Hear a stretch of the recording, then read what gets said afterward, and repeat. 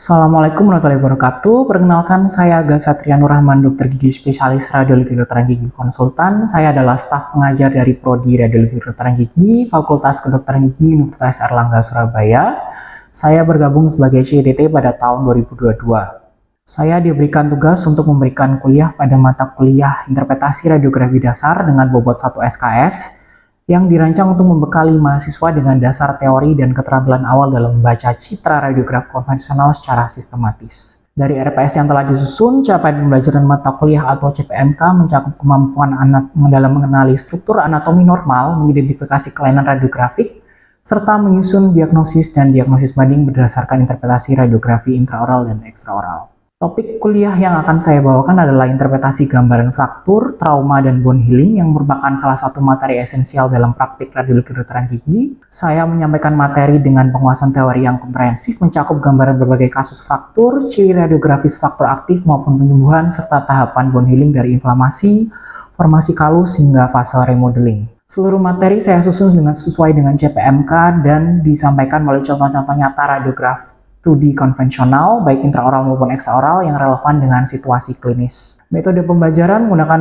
pendekatan kuliah interaktif dan cooperative learning, di mana mahasiswa dibagi ke dalam kelompok kecil dan diberikan tugas untuk menginterpretasi kasus radiograf yang diberikan. Mahasiswa kemudian diminta untuk mempresentasikan temuan serta kemungkinan diagnosis berdasarkan prinsip evaluasi sistematis. Sebagai bentuk asesmen formatif kognitif, saya juga menyisipkan kuis cepat dan pertanyaan lisan pada pertengahan kuliah untuk menilai pemahaman, kemampuan konsentrasi, dan daya analisis mahasiswa. Sementara itu, ranah afektif dinilai melalui keaktifan mahasiswa dalam berdiskusi, kemampuan bekerja sama dalam kelompok, serta sikap ilmiah saat menyampaikan pendapat. Saya juga mengintegrasikan media visual dan pendekatan berbasis kasus sebagai bentuk kreativitas dalam penyampaian pembelajaran. Dengan demikian, mahasiswa tidak hanya memahami konsep secara teoritis, tetapi juga mampu menerapkannya secara analitis dan aplikatif sesuai dengan kebutuhan klinis dasar dalam radiologi kedokteran gigi.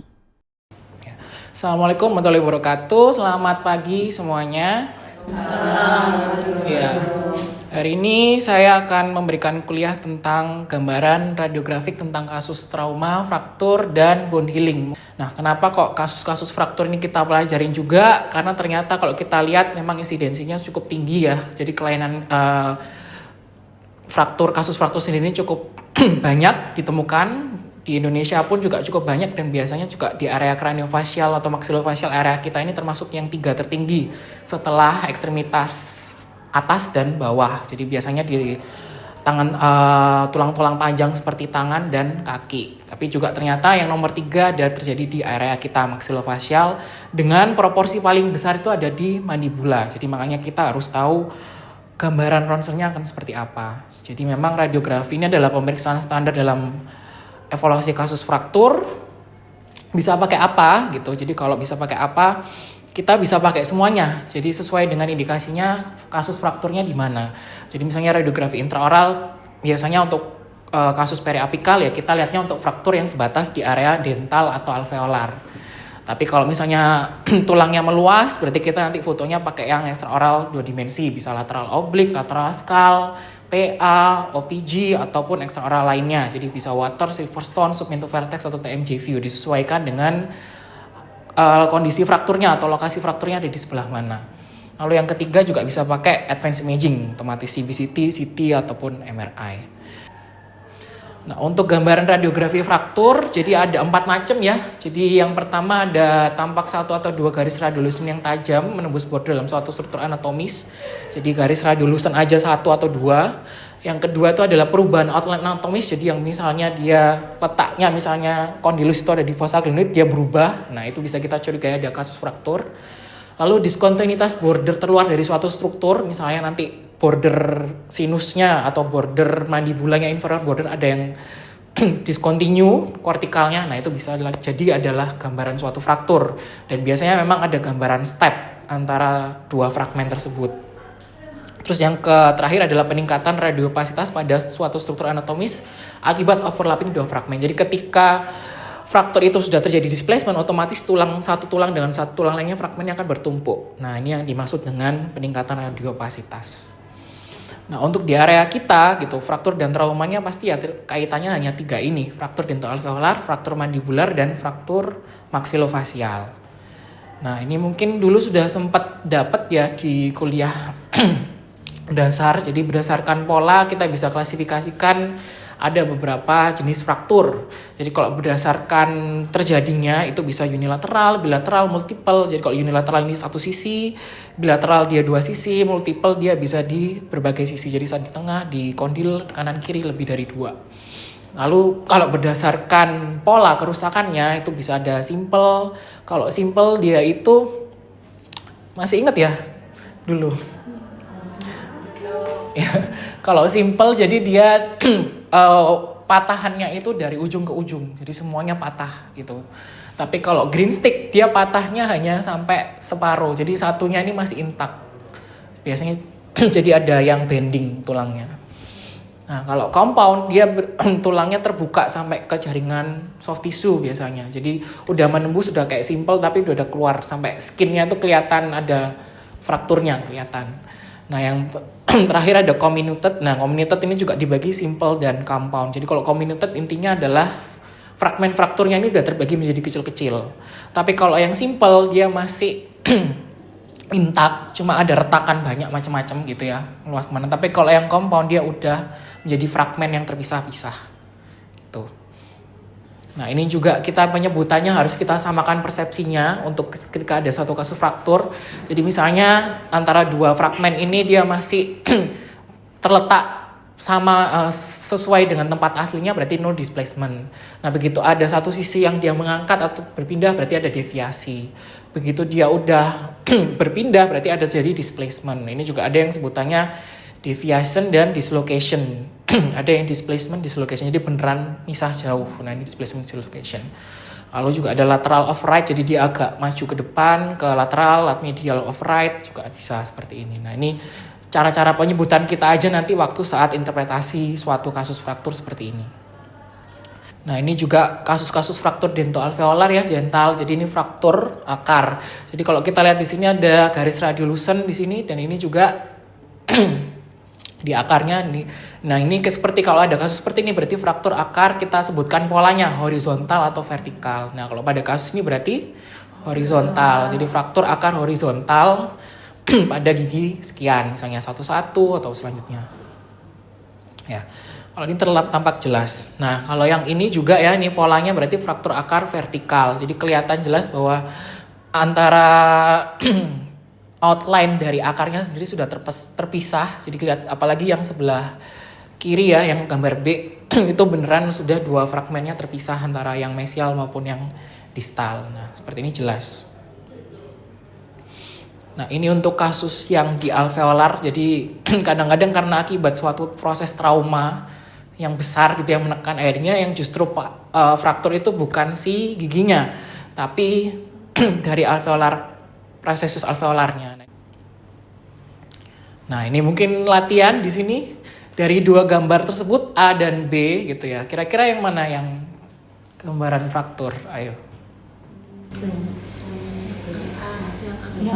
Yang A. Kenapa kok yang B enggak?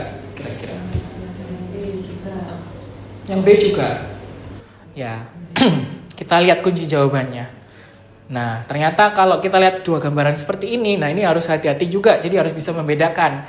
Yang B ini dia ternyata hanyalah gambaran artefak gitu ya, jadi beam hardening. Jadi ketika ada tumpatan yang bahannya logam atau metalik di pengisian pasaknya itu, pengisian saluran akarnya itu bisa menimbulkan gambaran artefak. Jadi ini hati-hati, kita harus pisahkan mana yang itu beneran fraktur, mana yang itu hanya sebuah artefak dari beam hardening tadi ya. Ya di kasus ini yang fraktur berarti yang A gitu ya. Nah, terus masuk ke fraktur pada mandibula, ini juga kita mungkin baginya jadinya berdasarkan areanya ya. Jadi kalau memang dia di midline itu simfisis, agak ke area caninus atau P1 itu parasimfisis. Terus juga bisa di body, di angulus yang sudut ya ramus, terus kondilus, koronoid. Nah, nanti dibagi-baginya kita interpretasinya sesuai dengan lokasi tersebut gitu. Nah, ini contohnya. Jadi kalau sudah kerusakan frakturnya sudah meluas ke mandibula, biasanya kita ganti fotonya sudah nggak pakai periapikal lagi, tapi pakai foto yang lebih luas, bisa oklusal, bisa CBCT atau panoramik gitu. Nah ini kasus pada foto ini kita pakai foto lateral oblik dan oklusal gitu. Jadi kelihatan jelas pada kasusnya ada garis frakturnya dan ada perpindahan fragmen ya, agak terjadi displacement di sini. Jadi tidak lepas dari tempat aslinya. Terus ini juga ya. Nah, ini kalau ini berarti frakturnya simple apa green stick? Kalau seperti ini. Ya, jadi nggak sampai bawah ya. Jadi kalau frakturnya seperti ini kita bisa bilang fraktur pada bodi mandibula dengan jenis green stick. Ya, seperti itu bisa disampaikan kalau waktu interpretasinya. Nah, terus kalau kita meluas lagi, berarti nanti frakturnya sampai ke area maksilofacial. Tadi sudah mandibula, berarti ini sekarang fraktur yang maksilofacial. Salah satunya ini sebutannya adalah blowout fraktur atau orbital fraktur. Jadi dia murni frakturnya garisnya ada di sekitar dari cavum orbita seperti ini. Nah, kalau di ronsen akhirnya gambarannya ya ada suatu discontinuity tadi seperti salah satu gambarnya. Jadi lihat kalau kita lihat suatu anatomi harus dicek dari struktur anatominya apakah outline-nya itu masih tetap kontinu atau tidak. Begitu ada satu yang diskontinu, berarti kita bisa suspek itu adalah sebuah fraktur. Apalagi di kasus ini kelihatan di sinusnya ada inflamasinya ya, kelihatan di sini. Jadi kita bisa curiga bahwa ada kasus fraktur di situ. Nah, ini juga nih fraktur di area zigomatik ya, dan orbita dan zigomatik dasarnya kelihatan di sini ada fraktur. Ini juga dari foto Waters. Jadi perpindahan juga ya, ini kalau kita lihat ada step, ada defect di sini, ada gap. Nah, ini bedakan. Jadi yang paling mudah adalah bedakan kanan dan kiri. Begitu yang sebelah kanan ini ada beda, berarti di situ kita curigai ada fraktur. Nah, ini juga mungkin masih ingat ya teman-teman. Jadi ada fraktur kita klasifikasikan berdasarkan Lefort 1, Lefort 2, Lefort 3 gitu. Kalau Lefort 1 dia hanya sebatas di maksila ya. Jadi kita sebutnya floating palate. Tapi kalau yang sudah di Lefort 2 ini sudah sampai ke nasal. Jadi kita sebutnya floating maxilla. Jadi maksilanya kayak melayang. Lalu yang ketiga dia udah meluas sampai ke orbita ya. Jadi sudah meluas, semakin meluas. Nah, ini mungkin klasifikasi seperti ini yang harus kita pahami gitu, yang harus kita hafalkan. Karena nanti biasanya kalau kita dapat rujukan ronsen itu biasanya nanti akan kita tulis juga di suspek radiodiagnosisnya apa gitu. Nah, ini ada satu gambaran kerusakan tulangnya ada di area sini dan sini. Berarti ini Lefort 3 atau bukan? Benar apa salah? Bukan.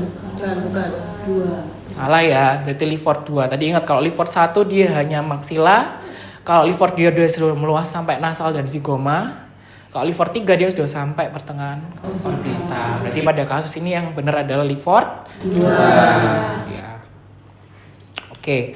Nah, sekarang mungkin kita masuk ke subbab selanjutnya tentang penyembuhan tulang ya. Jadi kenapa kok penyembuhan tulang ini saya berikan gitu? Karena seringkali dokter gigi spesialis bedah mulut juga merujuk pasiennya untuk kontrol ketika sudah dipasang plat ataupun perawatan lainnya gitu. Jadi kita harus tahu paling tidak gambaran bone healing itu seperti apa.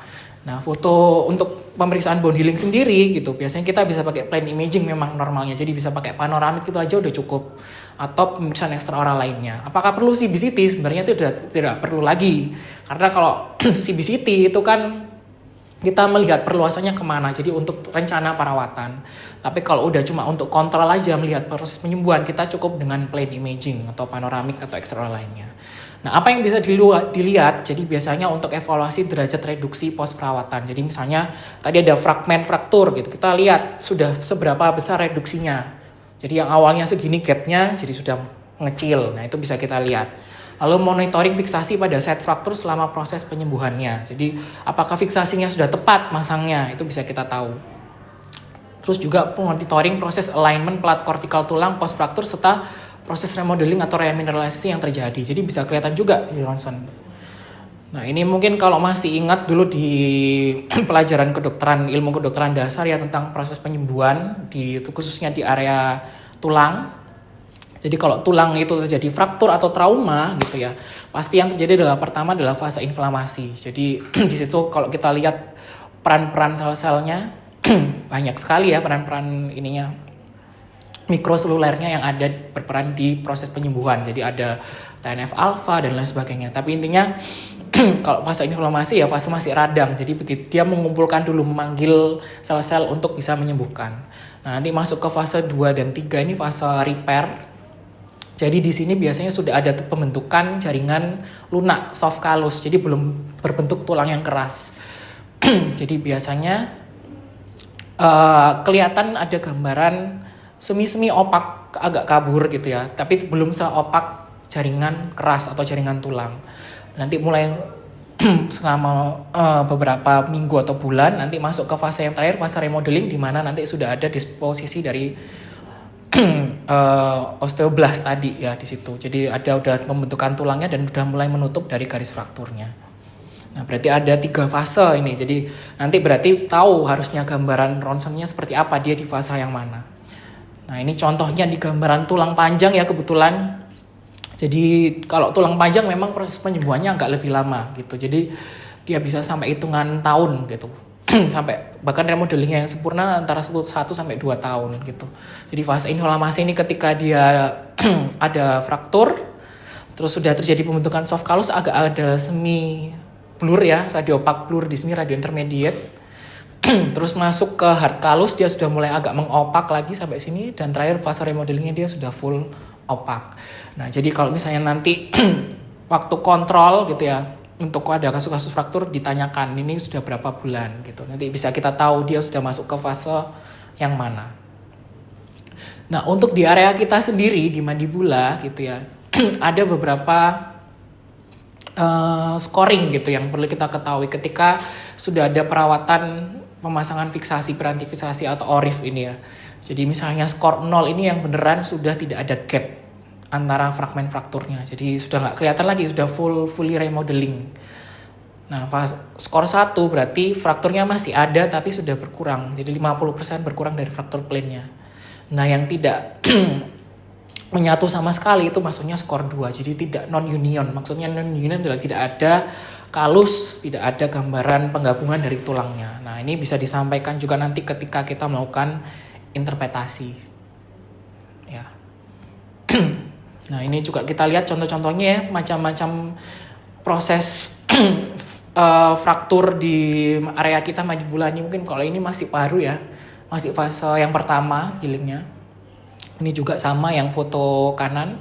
Nah, yang ini sudah dipasang perantifiksasi yang bawah ya, jadi kelihatan bahwa ada perbedaan. Jadi ini foto before, ini after. Sama yang kanan ini juga before, after, setelah dilakukan pirantifikasi. Nah, kalau kita lihat di sini gambarannya beda sekali ya. Ini ada displacement di sini, ada dislokasi dari si kepala head of condyle-nya. Di sini dia udah posisinya bener dan garis frakturnya udah hilang. Berarti skor berapa kalau hilang? 0. Jadi sudah tidak tampak. Nah, kalau yang ini dia frakturnya di area body mandibula, ini dia sudah dipasang fiksasi tapi masih ada garis frakturnya. Ya, berarti ini skor 1 ya, seperti itu. Nah, ini juga sama ya, kalau kita lihat gambaran tahapannya, dia dari awal immediate post operatif setelah fraktur dipasang plat, dalam 3 bulan sudah mulai agak menutup, si tulangnya sudah terbentuk, dan dalam 6 bulan dia sudah hampir nggak ada garisnya, tinggal sedikit sekali gitu. Nah, jadi kalau kita bandingkan antara tulang panjang dengan tulang mandibula, sebenarnya lebih cepat yang tulang mandibula untuk penyembuhan tulangnya gitu.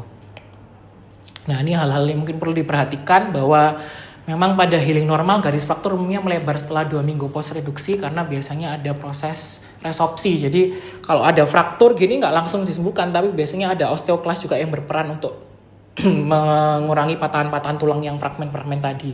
Jadi supaya menghancurkan yang kasar tadi, terus diganti dengan pembentukan tulang baru. Nah, itu biasanya terjadi 5-6 minggu post terapi.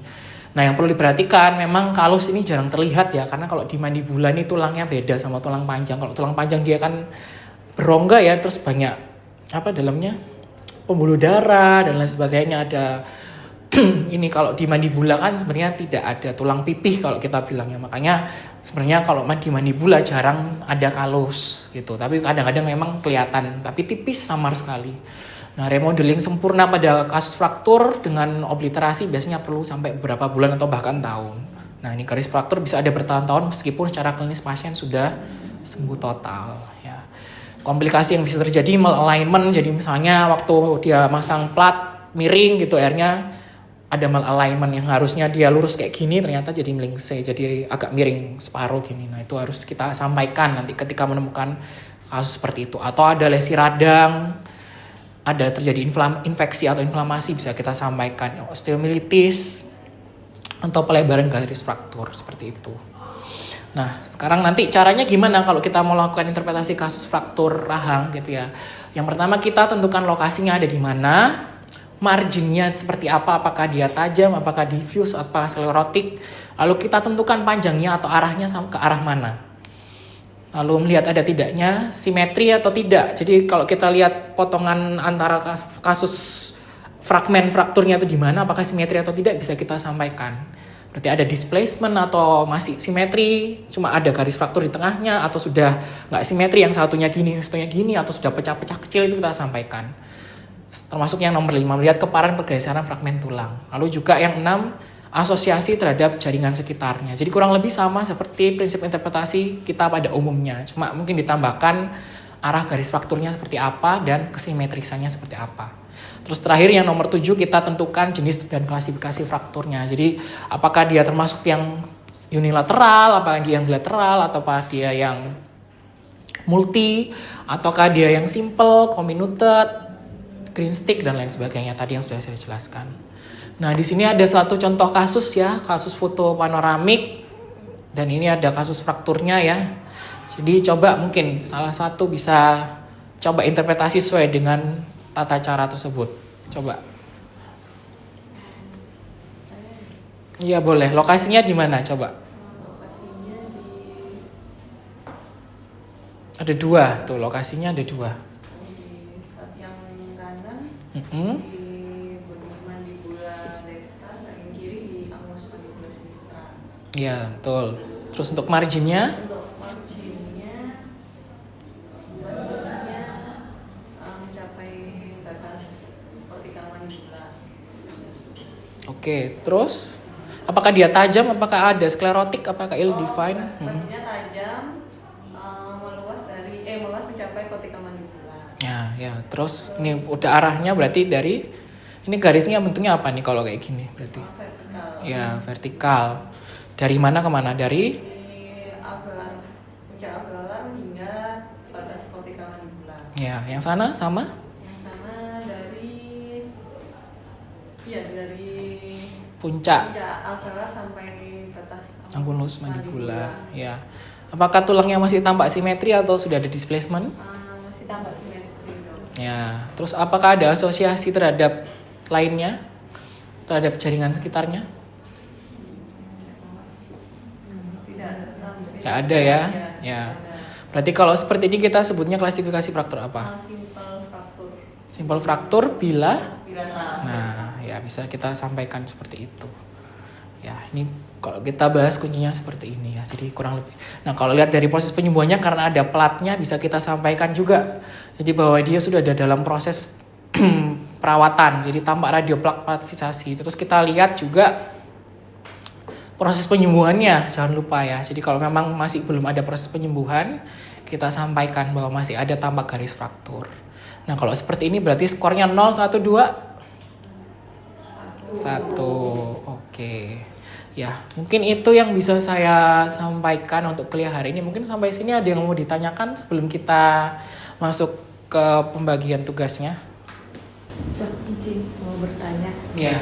Untuk kasus fraktur sendiri, ini kapan kita ya pasiennya ini kita rujuk untuk advance modality-nya gitu? Oke. Atau hanya 2 dina saja? Iya, tadi ini. Nah, ini ya. Jadi kapan pakai yang 3D gitu. Nah, tadi harus diingat bahwa kasus fraktur itu bentuknya sifatnya 3D, 3 dimensi. Jadi nggak semua kasus fraktur itu bisa kelihatan dari radiograf intraoral dan ekstraoral. Khususnya pada kasus apa coba? Yang fraktur maksilofasial gitu, apalagi yang terkait dengan skal, jadi terkait dengan tengkorak gitu, dengan kalau sudah frakturnya ke arah sana, otomatis bisanya kita langsung rujuk pemeriksaan yang advance, jadi nggak lewat ini, langsung kita rujuk yang sana, apalagi kalau sudah terkait sama skal, karena kita curiga ada CT kena brainnya kan, takut, jadi makanya harus dirujuk dengan CT gitu atau MRI atau CBCT. Jadi pokoknya kasus-kasus yang dia sifatnya meluas, kita curiga luas kerusakannya, nah bisa langsung kita rujuk yang advance daripada yang 2D maupun yang intraoral gitu ya. Ada lagi mungkin yang mau ditanyakan? Saya dok, Ya. izin nanya dok terkait proses penyembuhan. Bagaimana kalau pada pasien yang dia pos pencabutan atau misalkan pos implan? Oke, iya ini tadi belum saya ini ya berikan. Nah, jadi memang kalau pada kasus yang pos pencabutan itu bukan karena trauma ya sebenarnya kan ya, kalau pos pencabutan gitu. Sama halnya kalau kita mungkin dia sudah edit tulus lama, udah ketutup soketnya terus kita bur lagi buat pasang implan, nanti penyembuhannya gimana? Mungkin kan sama. Jadi kalau memang tulang mandibula, apalagi yang soket, nah itu mungkin akan sedikit berbeda penyembuhannya, tapi kurang lebih memang sama. Jadi tetap ada fase inflamasi, ada fase repair yang dari fase soft callus dan fase remodeling. Tapi tadi yang seperti saya jelaskan, bahwa kalau di soket gigi itu akan penyembuhannya akan jauh lebih cepat daripada tulang panjang gitu. Jadi fase inflamasi mungkin dalam hitungan 6 bulan sudah tertutup semua. Kalau ini kan sampai hitungan tahun. Tapi kalau soket mungkin 5-6 bulan sudah bisa menutup sempurna. Jadi kurang lebih sama sih ya. Cuma dia prosesnya akan lebih cepat gitu, dan untuk kalusnya mungkin tidak akan terlalu terbentuk karena biasanya cuma jaringan lunak dulu yang kelihatan. Gitu. Nah, kalau untuk implan mungkin nanti kita bahas di yang kuliah selanjutnya tentang implan ya. Tapi kurang lebih kita nanti lihatnya juga dari kita sebutannya osteointegrasi. Jadi apakah masih ada gap antara implan itu dengan tulang sekitarnya gitu. Nanti proses penyembuhannya juga kita lihat dari situ. Kalau masih ada gambaran lusensi berarti itu belum osteointegrasi. Tapi kalau sudah radiopak udah full tulang yang nempel ke implannya itu sudah osteointegrasi. Mungkin itu. Ya dok, terima kasih dok. Ya, ada lagi mungkin yang mau ditanyakan dari teman-teman sekalian? Cukup ya saya rasa ya. Oke. Kalau gitu selanjutnya mungkin kita bagi kelompok saja ya. Mungkin ini ada 6 orang, jadi bisa kita bagi 3 kelompok masing-masing 2. Ini saya berikan contoh gambaran kasus di sini 3 kasus fraktur. Silakan coba diinterpretasi sesuai dengan tata cara yang tadi saya ada di sini. Nah ini, jadi coba masing-masing dikerjakan.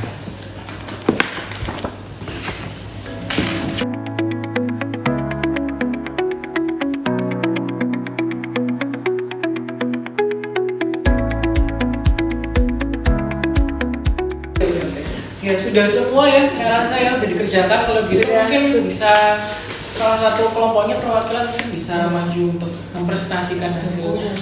Ya silakan. Yang pertama dari lokasinya ya dok, itu ada di leher kondal dekstra, tampak garis fraktur pada leher kondal dekstra. Untuk marginnya tajam, untuk panjangnya ini memanjang sepanjang leher kondal. Untuk simetrisannya asimetri, terus untuk pergeserannya tampak deviasi. Untuk klasifikasinya simple unilateral fracture. Ya. Oke, sudah benar belum dari teman-teman yang lain kira-kira? Nah. Jadi sudah bagus interpretasinya. Jadi kelihatan yang penting di sini adalah adanya deviasi. Jadi kalau seperti ini harus kita sampaikan, infokan ke dokter perujuknya supaya dia tahu harus reposisi terlebih dahulu baru dipasang platnya gitu ya. Ini masuk yang penting kita sampaikan ya. Mungkin saya rasa sudah cukup semua ya. Nanti mungkin yang lainnya tugas-tugasnya bisa dikumpulkan ke saya. Kita ketemu lagi minggu depan. Saya akhiri untuk kuliah pada pagi hari. Terima kasih semuanya. Selamat siang. Wassalamualaikum warahmatullahi wabarakatuh. Waalaikumsalam warahmatullahi wabarakatuh.